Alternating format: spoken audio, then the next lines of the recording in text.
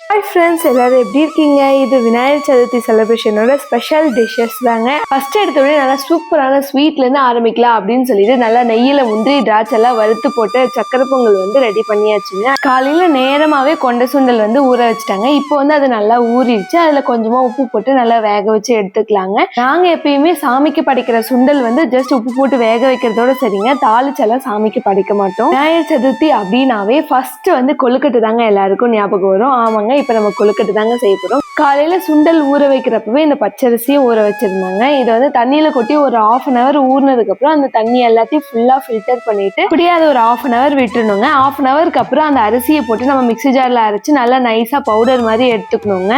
நம்ம நல்லா நைஸாக அரைச்சி வச்சிருக்கிற பச்சரிசி மாவு எடுத்து இட்லி பாத்திரத்தில் வச்சு ஒரு 5 minutes வந்து ஆவி விடணுங்க. 5 minutesக்கு மேலே போனால் கொஞ்சம் கொலன்னு ஆகிடும். அடுத்து நம்ம கொழுக்கட்டைக்குள்ளே வைக்கிற பூர்ணம் தாங்க ரெடி பண்ண போகிறோம். இதுக்கு ஃபஸ்ட்டு நம்ம நடக்கடலை எடுத்து நல்லா வறுத்துக்கலாங்க. அதுக்கப்புறம் வெல்லம் ஒரு கட்டி எடுத்து நல்லா உடைச்சிக்கலாங்க.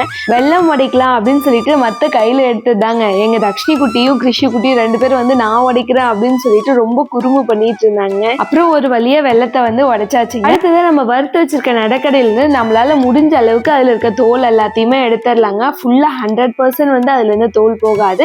எவ்வளோ வருதோ அவ்வளோ வந்து அதில் இருக்க தோல் எல்லாத்தையும் எடுத்துடலாங்க. எடுத்துட்டு ஃபஸ்ட்டு நடக்கடலையை போட்டு அரைச்சிக்கலாங்க. அதுலேயே வந்து நம்ம நுணுக்கி வச்சிருக்கிற வெல்லம் இருக்குது பார்த்தீங்களா, அதையும் போட்டு சும்மா லைட்டாக ஒரு கிரைண்ட் மட்டும் அப்படி பண்ணிவிட்டு நம்ம பூர்ணம் வந்து ரெடி பண்ணி எடுத்துக்கலாங்க. இப்போ இதில் வந்து 1 ஸ்பூன் அளவுக்கு ஏலக்காய் தூள் போட்டு நல்லா ஃபுல்லாக மிக்ஸ் பண்ணிக்கலாங்க. இது ஃபுல்லாக மிக்ஸ் பண்ணோடனே நம்மளுக்கு தேவையான சூப்பரான பூர்ணம் வந்து ரெடி ஆயிடுச்சுங்க. அடுத்து கொழுக்கட்டைக்கான மாவு வந்து நம்ம நல்லா பிசைஞ்சுக்கணுங்க. அதுக்கு வந்து நம்ம ஏற்கனவே ஆவி விட்டு வச்சுருக்கோம் பார்த்தீங்களா, அந்த பச்சரிசி மாவை எடுத்து ஒரு பாத்திரத்தில் மாற்றிக்கலாங்க. இது பிசையறதுக்காக நம்ம கொஞ்சமாக சுடு தண்ணி வந்து ஒரு பாத்திரத்தில் வச்சு எடுத்துக்கலாங்க. இது சுடு தண்ணியில் பிசைஞ்சாதான் அந்த ஷேப் வந்து பர்ஃபெக்டாக வருங்க. இப்போ சுடு தண்ணியும் ரெடி ஆயிடுச்சுங்க. நம்ம கொஞ்சமாக சுடு தண்ணி ஆட் பண்ணி அந்த மாவை லைட்டாக பிசைஞ்சு அப்படி விட்டுக்கலாங்க. கையில் வந்து ஒரு சிலருக்கு சூடு தாங்காது. நான் வந்து கொஞ்சமாக பிசைஞ்சு எடுத்துக்கிட்டேங்க தண்ணி ஆட் பண்ணி.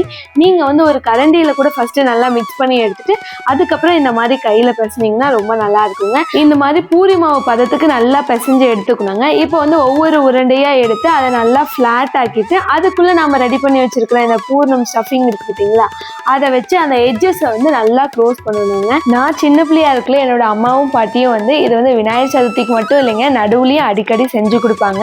நான் மட்டும் இல்லைங்க, என்னோட தங்கச்சி எங்கள் அண்ணா நாங்கள் 3 பேருமே எனக்கு உனக்குன்னு சொல்லிட்டு ரொம்ப போட்டி சாப்பிடுவோங்க. இந்த மாதிரி பூர்ணத்தை உள்ள ஸ்டஃப் பண்ணி எல்லா கொழுக்கட்டையும் செஞ்சு எடுத்துக்கலாங்க. இப்போ மறுபடியும் இட்லி பாத்திரத்தில் நம்ம செஞ்சு வச்சிருக்கிற அந்த கொழுக்கட்டைலாம் இருக்குது பார்த்தீங்களா, அதை அதே மாதிரி இட்லி துணி போட்டு இதில் ஒரு 8 to 10 கொழுக்கட்டை மட்டும்தாங்க எடுக்கணும். மேலே கொழுக்கட்டை இருக்குன்னா ஒன்னோட ஒன்று ஒட்டிக்கிட்டு வந்துடுங்க. 10 நிமிஷம் இந்த கொழுக்கட்டை வந்து நல்லா ஆவியில் வெந்துருச்சுங்க. இப்போ வந்து நம்மளுக்கு சூப்பரான கொழுக்கட்டை வந்து ரெடி ஆயிடுச்சு. இப்போ இதை எடுத்து வச்சு நம்ம சாமிக்கு படைக்கலாங்க. இந்த மாதிரி கொழுக்கட்டையை நீங்களும் உங்கள் வீட்டில் ட்ரை பண்ணி பார்த்துட்டு எப்படி இருக்குது அப்படின்னு சொல்லிட்டு கமெண்ட் பண்ண மறந்துடாதீங்க. இப்போ சாமி கும்பிட்றதுக்கு தேவையானது எல்லாத்தையுமே ரெடி பண்ணிட்டோங்க. ஏற்கனவே செஞ்ச சக்கரை பொங்கல், அதுக்கப்புறம் வேக வச்சு வச்சிருக்கிற சுண்டலும் அவிச்சு வச்சிருக்கிற கொழுக்கட்டையும் எடுத்துகிட்டு வந்து சாமி முன்னாடி வச்சு தீபாவளி காட்டி நம்ம சாமி கும்பிட்டாச்சுங்க.